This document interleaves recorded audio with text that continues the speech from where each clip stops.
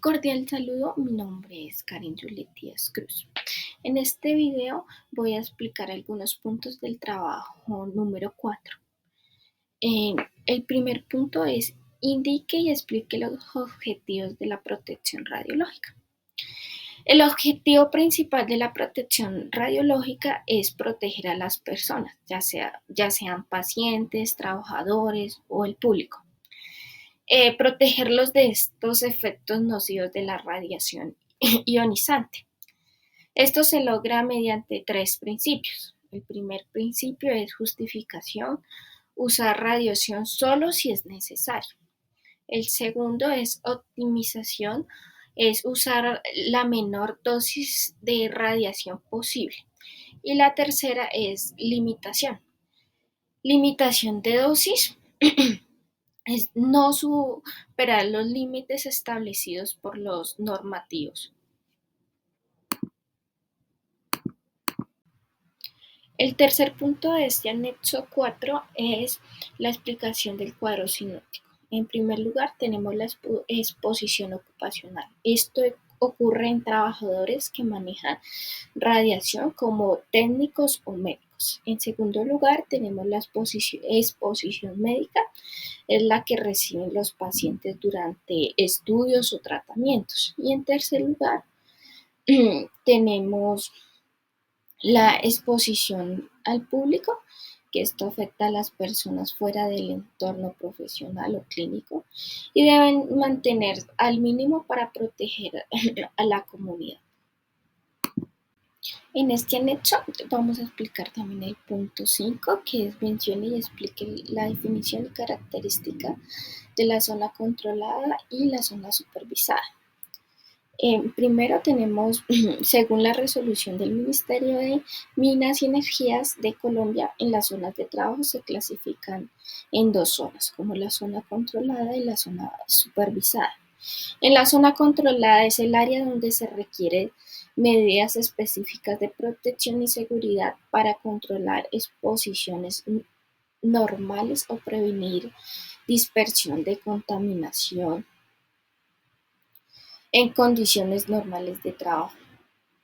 Algunas características es delimitación física clara, acceso restringido a personas autorizadas. Y en la zona supervisada es el área que no es una zona controlada, pero que se mantiene bajo vigilancia.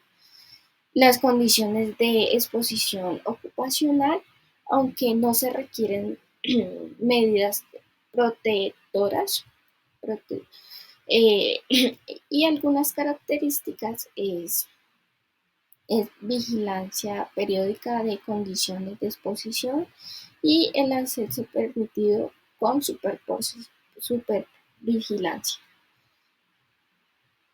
Muchísimas gracias. Buenas noches, mi nombre es Paola Valero. El día de hoy vengo a exponer el punto número 7. El medidor de piel nos da un número de 0.33 miligramos por hora. Esto nos dice cuánta energía está recibiendo nuestro cuerpo. Segundo, la dosis equivalente. Para calcular esta, debemos multiplicar un número llamado factor de radiación, que para los rayos gamma este factor es 1, así que la dosis equivalente es 0.33 milisievert por hora. Este número nos indica el efecto de radiación en el cuerpo. Luego vamos a calcular la dosis efectiva, es que cada parte del cuerpo responde diferente a la radiación. Entonces, para la piel usamos otro factor de ponderación de tejido que es de 0,01.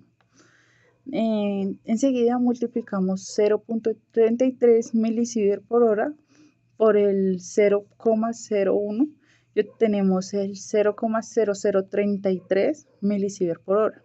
Y este es un impacto que causa real en la piel. En conclusión, la dosis absorbida es de 0.33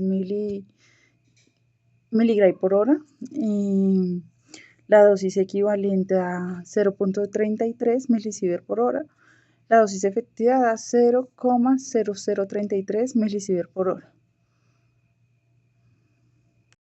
Buenas noches, acá vengo a exponer el punto número 9. Este se trata de los elementos de protección radiológica en una sala de intervención.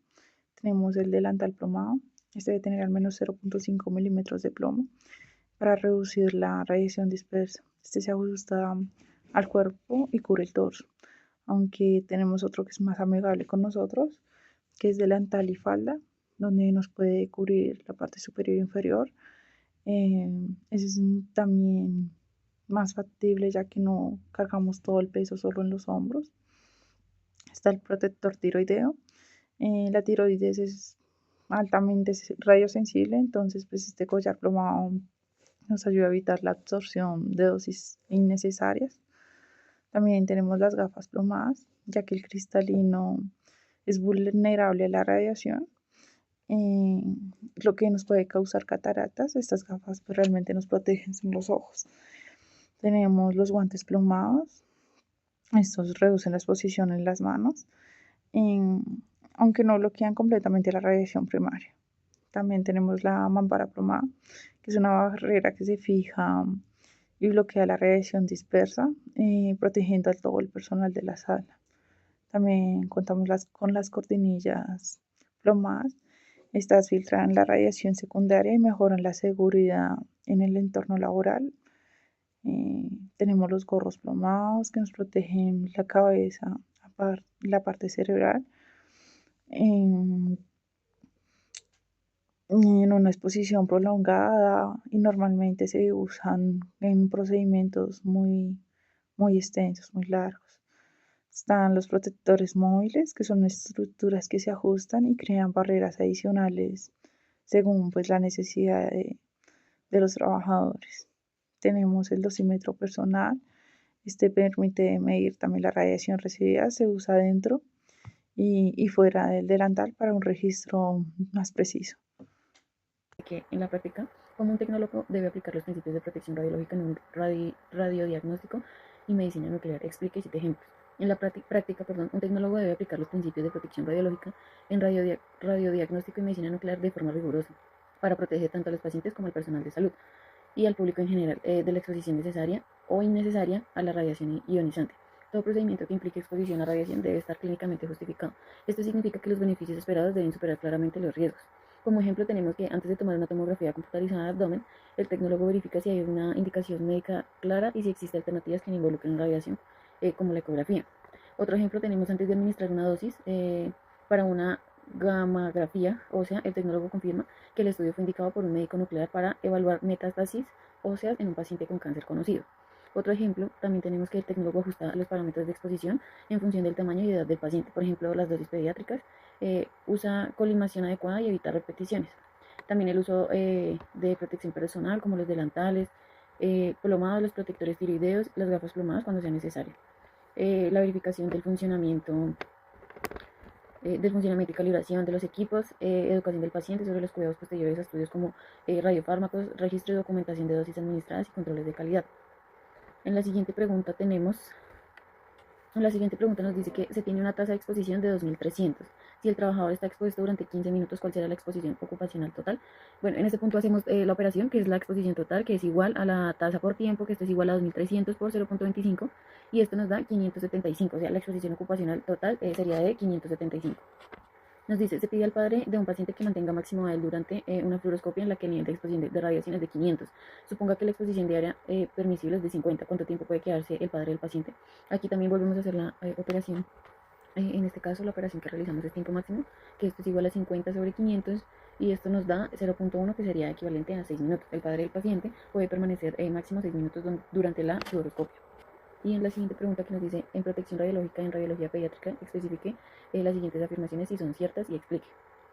Existe un umbral preciso para los efectos estocásticos. Esto es falso. Los efectos estocásticos como el cáncer y las mutaciones genéticas no tienen un umbral conocido. Eso significa que incluso dosis muy bajas pueden implicar un riesgo, aunque este sea muy pequeño. El modelo más aceptado es el modelo lineal sin umbral, que asume que el riesgo aumenta linealmente con la dosis. En los efectos deterministas radio incluidos, los efectos deterministas a la radiación, la severidad del efecto aumenta al aumentar la dosis. Esto es verdadero. Los efectos deterministas o no estocásticos, como quemaduras, cataratas o daño en órganos, si tienen un umbral y su gravedad aumenta con la dosis recibida una vez superado ese umbral. Bueno, lo siguiente es que si el riesgo de radiación en niños es 2 o 3 veces menor que en adultos de más de 45 años, esto es falso. Y es todo lo contrario. Los niños son mucho más sensibles a la radiación que los adultos, debido a la mayor tasa de división celular y el mayor tiempo de vida futura. Más tiempo para que se desarrolle un cáncer. Se estima que el riesgo puede ser de 2 a 3 veces mayor que en adultos. Las lesiones en piel y las opacidades en cristalino son efectos deterministas de la radiación verdadera. En ambos efectos, lesiones cutáneas y opacidades del cristalino como las cataratas son efectos deterministas, es decir, requieren superar un umbral de dosis para manifestarse en su severidad y aumenta con la dosis. Gracias.